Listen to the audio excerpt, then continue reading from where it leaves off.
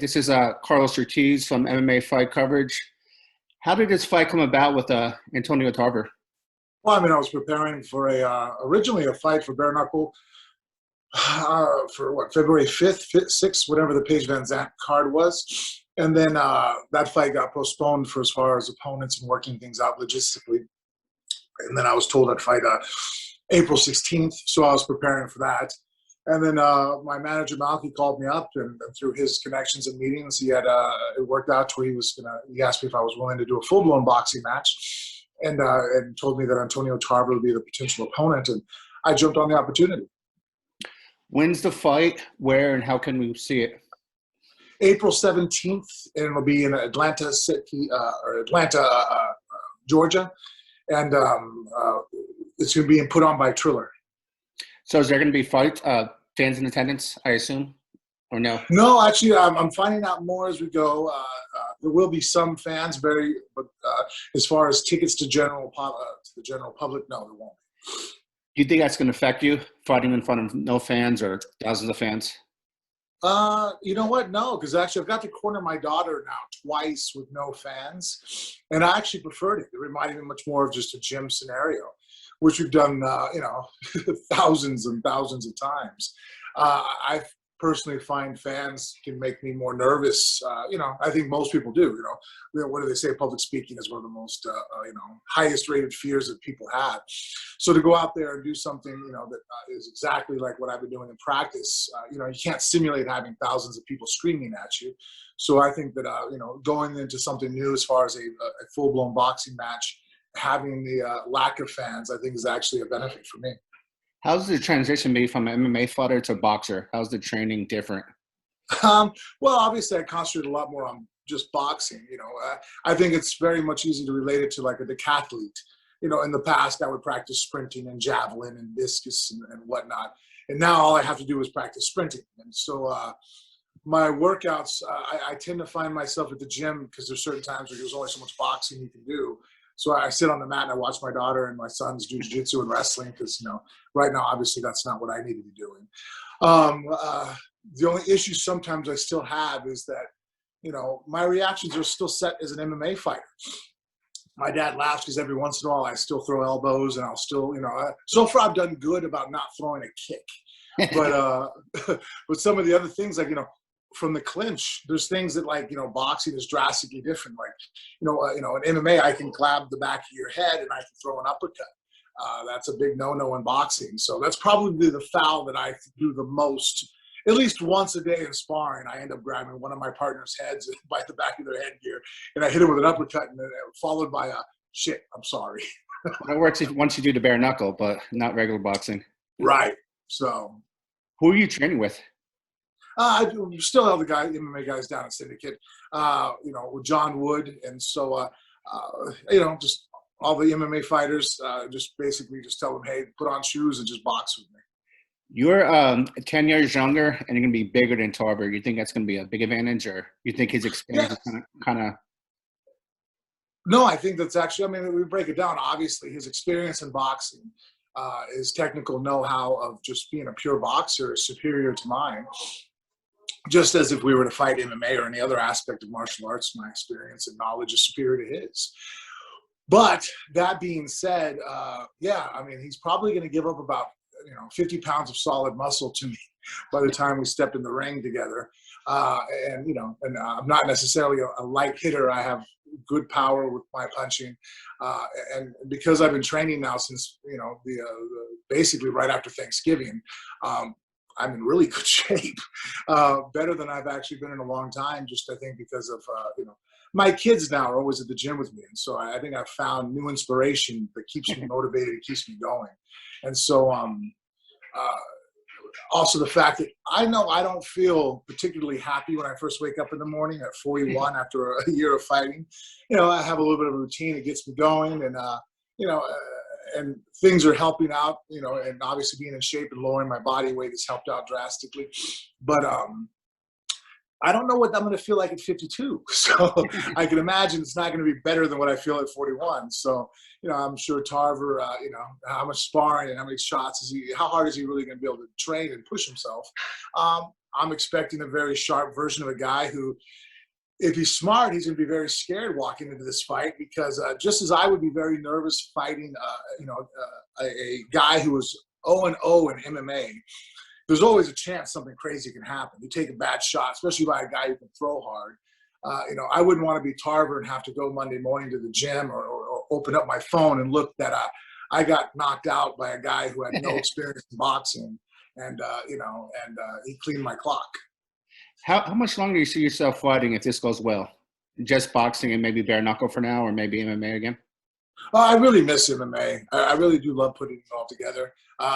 But bare knuckle boxing is really intriguing to me. I really like it because, one, it really gets to focus on aspects of my, I have an opportunity, to showcase more of my well-roundedness as a martial artist. I think that sometimes, because of my submissions abilities being one of the best in the world, it overshadows any other aspects of my game. So I really do enjoy competing in areas where I can't use submissions, because then victory is like, well, how did I win now? Obviously I know what I'm talking about, and I know what I'm doing in other aspects of the game. And especially because I love mixed martial arts so much, I like to be proficient in all aspects of it. So the boxing and the bare knuckle boxing really provides that platform for me. I have a question about you being a parent. Your daughter's 2-0 in pro MMA. How's it like to coach her? And do you get more nervous before her fights on your own? And when the fight's done, you get more happy when she wins or when you win? Oh, for her. I'm so happy for her that, look, and I'm going to say this probably a million more times before I died. I've already probably said it 1,000 times. I didn't want her to be a fighter. I don't want any of my kids to be fighters. I want them to live the lifestyle of a fighter, martial artist, because I think it's a great way of living and pushing yourself, and it gives me direction and identity. And I wanted to give them their identity. But to get paid to do it is nerve-wracking, because you put other things on hold. You put other aspects of your life and career and monetary value put on the back burner so that you can follow this career as a fighter. And, stuff doesn't always work out. People blow their knees. You can have health problems come up. I mean, hell, I've had a close friend of mine that could have been a world champion. They found out he had something wrong, and the way his body was, which never had any issues, but guess what? Couldn't get cleared by a medical. And so, there's just a lot left up to chance, and I'm just not a guy that likes that. And so, but on the flip side, when I realized that she was going to do this, just like my son playing football, that he's going to do it, I couldn't talk him out of it. I'm going to go ahead and support them 100% to make sure that they're the best they could possibly be at it, which to me makes them safer. So, and as far as nervousness, yeah, oh my God, I do pretty good about not, controlling my emotions. But then there's just something different about watching your child go out there and someone's going to hurt them that goes against all my natural instincts, as far as a protective father. It's very difficult. In fact, it's probably throws a lot of the commission off when they see me in the back. Before Bella goes out and fights, and after we have her warmed up, I have to shadow box. I start moving around, and people look, they're like, what's going on right now? He knows he's not fighting, right? And I explained to everybody, like, look, I'm not going to jump the other person. I'm not crazy. But right now, what I'm feeling, the only way I know how to experience that is if I was fighting. So it's very normal for me to start throwing punches and moving my head and moving my feet and jumping around. So at least there's some normalcy to this situation. Sitting there stoically as a coach with no control is not a normal sensation. And definitely to add on top of that, watching your daughter go out there, I don't think any man could really, I think all men could really understand that it is a very difficult situation for me every time she fights. When's your next fight? And do you think you guys would be the first father and daughter to win the UFC title? Without a doubt. Bella's, there's no doubt in my mind. I'm completely confident because of what I see her do every day in the gym and who she does it to. And she's just on a different level mentally. Basically, she started out at the level that I was already at, if that makes sense to anybody, and that took me years to accomplish the mental toughness that I developed, the focus and the good habits and training. And then here my daughter out the gate says, okay, I'll start here and I'm going to take it to the next level. The only thing that'll ever hold my daughter back is that she doesn't know how to stay out of the gym. Injuries, That's the only thing that scares me about her, is that I have to be the bad guy, which sometimes then she doesn't want to talk to me for a day. is I lock the gym door on her. I'm like, nope, take the keys, you stay in bed, go to the movies with your friends, go out to have, go eat a hamburger, do something, be a teenager for the next 12 hours for the love of God, and that's hard for her because she's so determined, but I just don't want her to get burnt out or get injured because she's so hyper-focused and she pushes through. Even her wrestling coach and I, Don McGregor, who we're good friends now, she had a knee injury in the last wrestling tournament, and we were sitting there, and she's going to do this tournament this weekend that she won, and she ended up facing a girl who's a state champion in California, and she won the whole thing, and she had an injury. MRI shows that, yeah, there's a slight strain and a tear in her knee, and so they're like, what do we do? He goes, well, she says it's not bothering her, but it's Bella, so of course she's going to lie to us. That's my daughter for you, you know what I mean?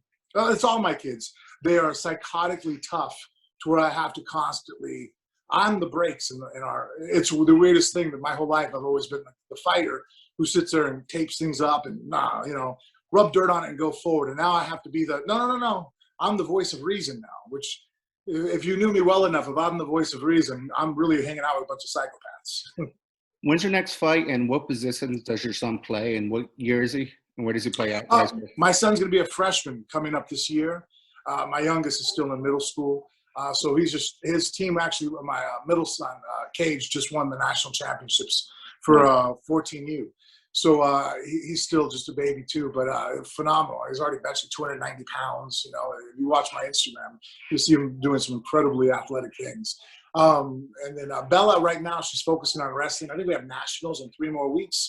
She really wanted to focus on that. So after her last fight in December, we've put MMA on the back burner, and she's been focusing mostly with hanging out with McGregor, going to wrestling practices. And that'll occur until the end of March, I think, is wrestling tournaments. And then obviously April's my fight, so she's going to be a part of my camp and helping me out.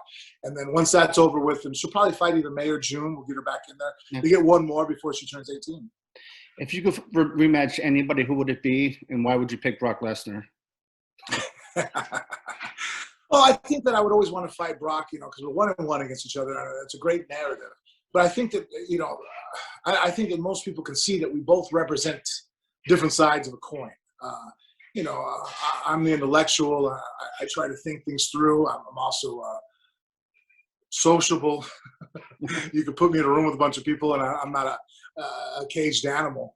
And so, I'm skill versus brute force, and I think that that just back and forth, good versus evil, almost to make it just as nerdy as possible. I think it's very interesting to people, and it's very interesting to me. It tests me and pushes me, and I like that challenge.